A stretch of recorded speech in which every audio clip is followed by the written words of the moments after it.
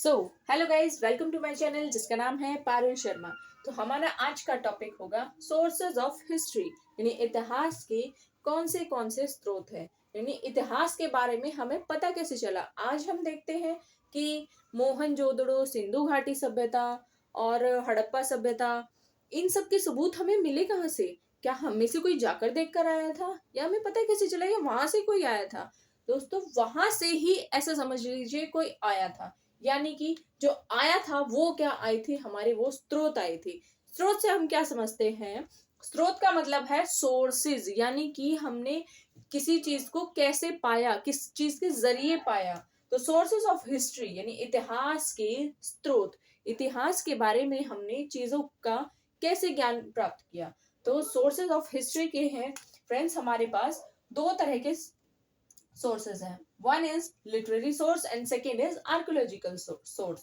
Literary source वो source होते हैं जो साहित्यिक स्रोत हम जिनको कहते हैं, और आर्कियोलॉजिकल यानी पुरातात्विक स्रोत। फ्रेंड्स, ये साहित्यिक स्रोत और ये पुरातात्विक स्रोत का मतलब क्या है? तो साहित्यिक स्रोत वो स्रोत होते हैं दोस्तों जो रिटन में लिखे हुए, यानी कि लिखे हुए जो हमारे पास मटेरियल्स मिले हैं वो ही कहलाते हैं लिटरेरी सोर्स यानी साहित्यिक सोर्स। इनके हमारे पास रिटन में प्रूफ्स हैं, वही साहित्यिक स्रोत है। एंड पुरातात्विक स्रोत यानी कि आर्कियोलॉजिकल सोर्सेस, ये वो स्रोत हैं, ये वो सोर्सेस हैं जिनके हमें प्रूफ मिले हैं, जिनके हमें प्रूफ मिले हैं, सॉलिड प्रूफ, एविडेंस, यानी कि हम कह सकते हैं कि जिनके हमें सॉलिड प्रूफ मिले हैं वो होते हैं आर्कियोलॉजिकल सोर्सेस या पुरातात्विक स्रोत। तो चलिए हम देखते हैं कि लिटरेरी सोर्स के अंदर हमने कौन से सोर्सेस के थ्रू अपने नॉलेज को इनहेंस किया है, और आर्कियोलॉजिकल सोर्स के अंदर हमने कौन सी नॉलेज को इनहेंस किया है, कहाँ से हमने इस नॉलेज को गेन किया है। तो फ्रेंड्स चलिए बढ़ते हैं अपने लिटरेरी सोर्स यानी साहित्यिक स्रोत की तरफ। तो साहित्यिक स्रोत के अंदर यानी लिटरेरी सोर्स के अंदर पहला पॉइंट जो होता है हमारा वैदिक लिटरेरी, यानी कि ये जो हमने वेदों का ज्ञान प्राप्त हुआ है।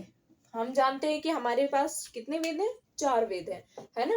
तो इन चारों वेदों से हमने जो ज्ञान प्राप्त हुआ है, उन चारों वेदों का जो संग्रह है उसको हम कह सकते हैं कि वैदिक लिटरेरी है। वेदों से हमने जो नॉलेज को प्राप्त किया वो वैदिक लिटरेरी हो गई।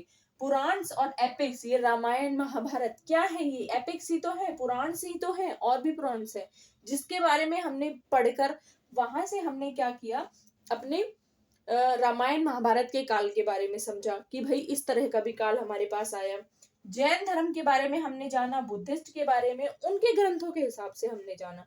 संगम लिटरेरी ये तमिल का है नेचर, जिसमें हमने तमिल के नेचर के बारे में जाना, और भी बहुत सारे लिटरेरी, अदर लिटरेरी। और फॉरेन अकाउंट्स, यानी हमारे देश में क्या हुआ था फ्रेंड्स, बहुत सारे बाहर के देशों से नागरिक हमारे देश में कुछ व्यापार के मतलब से आए थे, कुछ और अपने राज करने के मतलब से आए थे। तो उन्होंने क्या देखा, हमारी देश की सभ्यता को देखा, और उन्होंने क्या किया, अपने वहां जाकर अपनी भाषा में उनको लिखा, जिसको पढ़ के ही हमें अपने इनका ज्ञान हुआ, अपने साहित्य का ज्ञान हुआ, अपने कल्चर का हमें ज्ञान हुआ। तो ये थे हमारे फ्रेंड्स लिटरेरी सोर्सेज।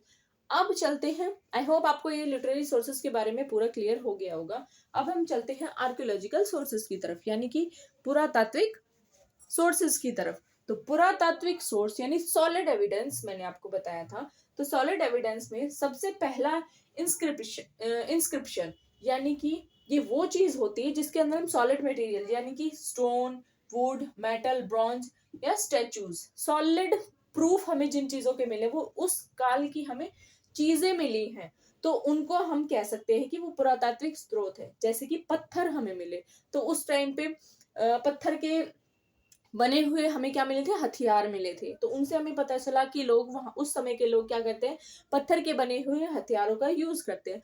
लकड़ी का मटेरियल हमें बना हुआ मिला, मेटल्स मिले जिनमें क्या था, ब्रॉन्ज एक पहला मेटल था, तांबा जिसको हम कह सकते हैं, और भगवान की मूर्तियां बनी हुई ब्रॉन्ज से ही मिली हमें। उस जमाने के सिक्के मिले, और आर्कियोलॉजिकल मॉन्यूमेंट्स जैसे कि स्कल्पचर्स और मंदिरों के कुछ हमें समूह मिले। कुछ हमें ऐसा देखने को मिला कि जिनसे हम कह सकते हैं कि उस समय के लोग भी पूजा पाठ थोड़ा बहुत करते थे। ठीक है। तो यही था आज का हमारा lecture. I hope you all like it. Thank you, have a nice day, bye.